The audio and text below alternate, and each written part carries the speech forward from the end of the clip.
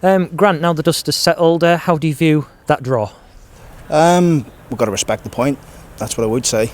Tough place to come. A team who get the bodies behind the ball. You know, the back five, the midfield four, the striker, they drop.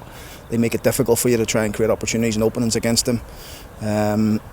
For us to concede the way we did, it was obviously frustrating for us. Cheap free kick on the edge of the box, and the ball goes in the back of Matty Ingram's, you know, as he dives, which is frustrating. But character to come back, you know, keep going, keep driving. I thought we were probably the team in the ascendancy to try and go and win the game, but it wasn't to be. Respect the point, we move on.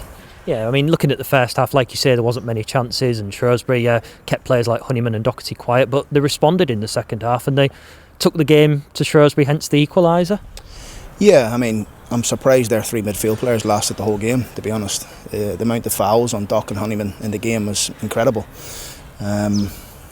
But look, that's for another conversation about the referee. The performance, look, we weren't at our best. There's no point hiding behind it. But when you're not at your best, you don't get beat. And today I thought we showed good character to come back, to get the point. We move on to the next one. I mean, other results have equalled what we've done today. So, like you say about respecting the point as well, there's no damage done from dropping 2 points here because everyone else has as well. I don't think we've dropped 2 points. I think we've gained one. Okay. That's the way I would see it. We've gained the point. We're 9 games to go.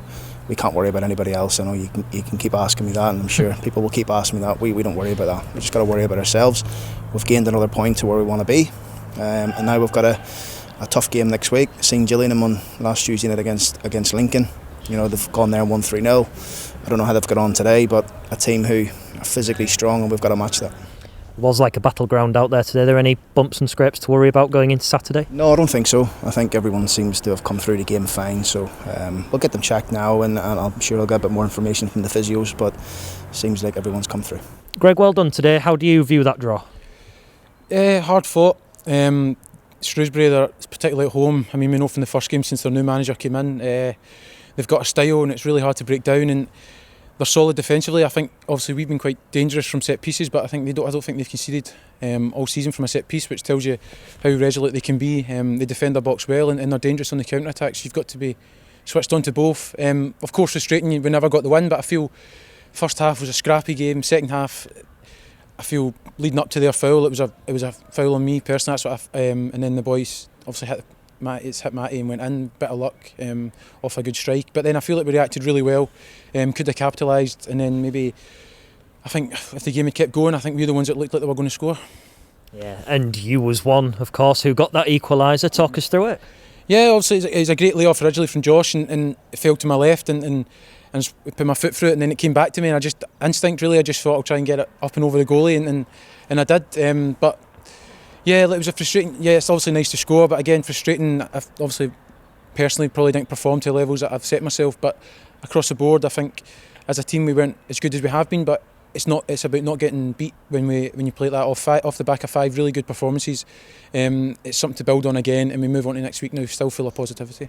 But having made those points you've just touched upon for the opposition today, you can't really grumble at a point when you've got to dig deep and come to their own backyard and try and take something from them. Yeah, look, and everyone's teams are going for different things at this stage of the season as well.